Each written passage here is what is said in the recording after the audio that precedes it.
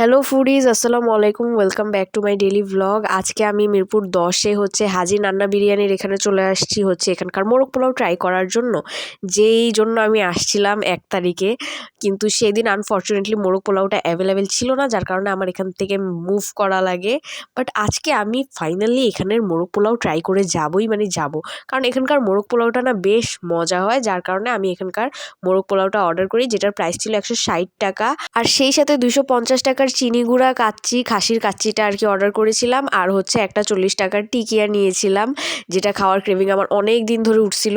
আর আমার কাছে না সালাডটা এরকম কুচি কুচি করে পেঁয়াজ কাঁচামরিচ দিয়ে মাখায় দিলে না বেশি ভাল লাগে, ওইরকম গোল গোল করে চাকচাক করে দিলে ভাল লাগে না।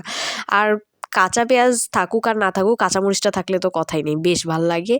কাচ্চিটা তেমন আহামরি টেস্ট ছিল না, যদিও আমি খাই নাই, কিন্তু আমি স্মেলেই বুঝতেছিলাম অত আহামরি মজা ছিল না। আমার সাথের জন কাচ্চিটা খাইছে, মজা পায় নাই। বাট এই মোরগ পোলাওটার টেস্ট যথেষ্ট ভালো ছিল, আর যথেষ্ট ভালো পরিমাণে এখানে গ্রেভি দিছে, যার কারণে এক্সট্রা করে গ্রেভি আর চাওয়া লাগে নাই। নর্মালি অন্য কোনো রেস্টুরেন্টে মোরগ পোলাও খাইলে না ওখানে দেখা যায় যে গ্রেভি আলাদা বাটিতে দেয়, ওটা নেওয়ার পরেও দেখা যায় যে আরও গ্রেভির প্রয়োজন পড়ে। বাট এখানে সেরকম কিছু ছিল না, যথেষ্ট পরিমাণ গ্রেভি দিছিল। আর গ্রেভিটা না একটা আচারি আচারি টেস্ট আসে, মানে যেটা মূলত তেঁতুল মেবি ইউজ করছে এই গ্রেভিটাতে, যার কারণে এরকম টেস্ট আসে।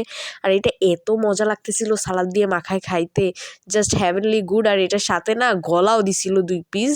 আর সাথে যে টিকিয়াটা নিছিলাম না, এইটাও অনেক মজা ছিল। আমি যেরকম টিকিয়া খাইতে চাইতেছিলাম অনেকদিন ধরে, ঠিক সেরকম ছিল, যদিও এটা ঠান্ডা ছিল, বাট স্টিল আমার কাছে ভালোই লাগছে। গরম গরম খাইলে তো মনে হয় বেস্ট লাগতো। যেহেতু বোরহানির প্রতি আমার তেমন ইন্টারেস্ট নেই, তাই সাথে আমি মোজো নিয়েছিলাম। আর আমার না রিসেন্টলি মোরগ পোলাও খাওয়ার খুব বেশি ক্রেভিং উঠতেছে, কেন জানি। সো তোমরা কমেন্ট করে অবশ্যই জানাবা যে বেস্ট মোরগ পোলাও আমি আর কোথায় খেতে পারবো, অবশ্যই আমি সেটা ট্রাই করবো।